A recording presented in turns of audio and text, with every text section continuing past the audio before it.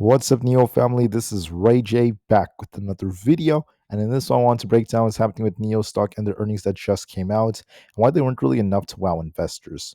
Just know that I am not a financial planner, so take nothing I'm saying as financial advice whatsoever. And also, if you guys can, please check out my Moomoo link that's down below or use my QR code right here to sign up. If you sign up for Moomoo, the link down below and deposit $100, you're going to get $20 of free Nvidia stock. If you deposit $2,000, you're going to get $50 worth of NVIDIA. Deposits $10,000 to get $300 worth of the stock, or deposits $50,000 to get $1,000 of free NVIDIA. You're also going to qualify for an 8.1% APY on uninvested cash, and the offer ends very soon, so please check out my link down below to sign up. Anyways, as far as NIO is going, we're on a downtrend. We got this pump and dump after earnings had come out. And unfortunately, the share price is looking weak. We're at risk of continuing to dip back down towards 5.3. So what's happened to NIO? Their adjusted loss was at 16 cents per share. They beat earnings by about 11%. That's the expectation that had come out. Revenue is at about 1.8% year over year. It's about $3.06 billion. That missed estimates by about 2.9%. The gross margins also expanded to about 13.9% from 10.7% a year earlier, despite the competitive pricing pressure. And then that's what we're seeing so far. Now, as I scroll down, you guys can see that the earnings were mixed overall because their losses were more narrow than expected, unfortunately. They had a more narrow loss. They only beat expectations by a tiny margin, and there wasn't really a whole lot else that had come out. Besides that, we also saw the revenue growth kind of like stalling out a little bit. This is a little bit concerning to investors as well. And then we have more data right here. So total revenue is up about 16.7%, which is not bad. So their sales are going up, but the margins are just not as great. The sales are up about 15% year over year and 19% quarter over quarter, which is quite good. Other sales are up about 31.2%, and then the deliveries are up about 40.8% year over year. So deliveries are going up a lot, but their revenue and their margins are not going up as much, which shows that the margins are just getting tighter. October deliveries are up 92.6%, and the guidance, it's actually up to some extent. It's now at about 120 to 125,000 units. So that's an increase compared to what we saw previously. But the problem is that before they were telling us 150,000, and that's actually a decrease compared to the previous guidance. So, in other words, yes, it's an increase compared to last year, but compared to what they were telling us before they were saying 150,000, now they're saying 120 to 125,000 for Q4. That's the reason why it's not as exciting, right? Margins are at about 14.7%, and the rest of their earnings are just kind of flat. That's what I'm seeing, at least thus far on the news. But overall, their deliveries were quite good for Q3. So are they doing well? We're seeing some nice growth, but the problem is that their gross margins are they're improving, which is like decent, but it's not really enough to wow investors from what they're looking at. And then we also have more reports of their unaudited earnings. You can see once again, this is what their numbers look like. So I went over all of this already. Hopefully, we see some nice growth, especially during the fourth quarter, and they continue to grow like crazy. But overall, I think that it's going to take them some more time to get to a better profitability phase that investors are looking for.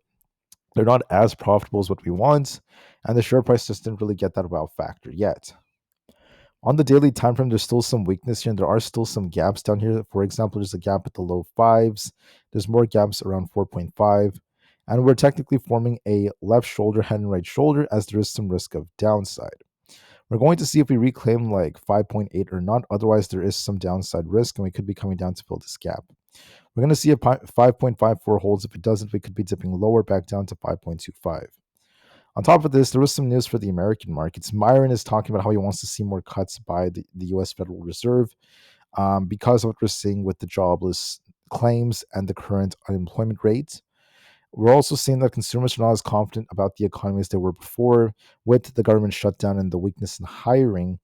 And with the weakness thus far, this is incentivizing the Fed to give us more cuts. And the Fed is repurchasing treasuries again, which is once again another sign that they are transitioning away from quantitative tightening and beginning to ease more, which it benefits a lot of different sectors. That is what's helping the market push. President Trump was also very optimistic about China, saying that he's going to be meeting up with President Xi Jinping in April of next year. And simultaneously, he also has reciprocated that by inviting Xi for a state visit to the US later next year. Besides that, tomorrow is going to be Wednesday, November 26th, the last full day of trading for the week for the US markets. We basically have jobless claims coming out in the morning. We're going to see what the jobs numbers look like. And then besides that, we just have a couple of bill auctions. Not really much is coming out. It's going to be a more quiet day. So there is some jobs numbers tomorrow, which could cause some volatility. And we'll see what happens with jobless claims for the week. Other than that, we just have minor earnings left and nothing else that's too serious. So unfortunately, NIO's showing some weakness. We have to reclaim like close to 5.8 to bounce. If we don't, we may consolidate and continue to fall back down towards 5.25 and eventually the $5 area for some downside. There's also a head and shoulders like pattern on the 4-hour time frame, and we could be looking for more downside back down towards this lower $5 area. So there is some downside risk on NIO looking at the current setup. On the SPY chart, we're technically looking more bullish, but of course, it depends on the numbers coming out for tomorrow, and we're testing some tough resistance around 525. We're going to see if we consolidate a little bit here, or even if we come down a bit before we continue to try to push back up to fill this imbalance. And I would not rule out the possibility of 680 if that's the case. So we still look more bullish. On the QQQ, we look more bullish. As long as we don't end up losing essentially 600, I think we could consolidate a little bit at this level before we start pushing for like 617. Overall, we're holding up nicely. The IWM is going to be favoring a push for 246. Then watch for some consolidation up there. We'll see if we go closer to like 248 after that.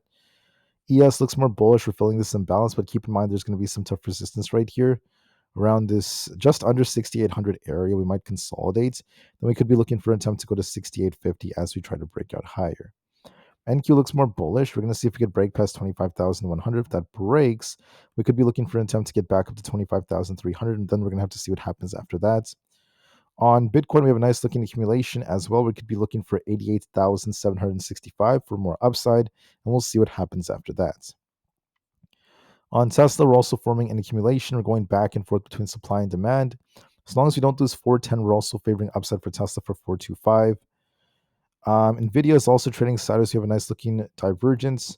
However, I do like the fact that Nvidia started to bounce towards the end of the day, and we could be looking for an attempt for 180 for a small push. Apple's on an uptrend, although it did come down a bit. It might retest this resistance becoming support at 275, then we'll see if we bounce. On AMD, we have a double bottom here. We're going to see if we push back up to 213. Coinbase is also holding up nicely. We have an inverse head and shoulders. As long as we don't end up losing 250, we could consolidate and start pushing back up towards 260. On Amazon, we're going to be looking for resistance around 230. We're going to see if this breaks. If it doesn't, we could reject. But if we do break this, we could be looking for an attempt for 232. Meta is looking a bit more bullish. We're going to see if we break out higher or not. But overall, it's holding up very nicely after we got some bullish news about them buying more of Google's AI chips. So I would not rule out 640 as long as we hold above 635. We look bullish. Google pumped and then it started to dump as the day went on. We came down to 318. Now we're balancing again. Still looks bullish overall. It may continue to uptrend, looking for an attempt for 330, but it's not as strong as Meta. And then Microsoft's looking for 480. If that breaks, we're going even higher. So with that being said, the VIX is rejecting and losing support, and there is a risk of this continuing to fall. Might consolidate a little bit before it continues, but overall the market remains more bullish. And as the market's pumping, unfortunately, NIO is looking a little bit weaker. It could be dipping a bit more back down to like 5.3, unfortunately, at least for now. So we'll see how it goes. But with that being said, I thank you all so much for listening. Please enjoy the rest of your guys' days, and peace out.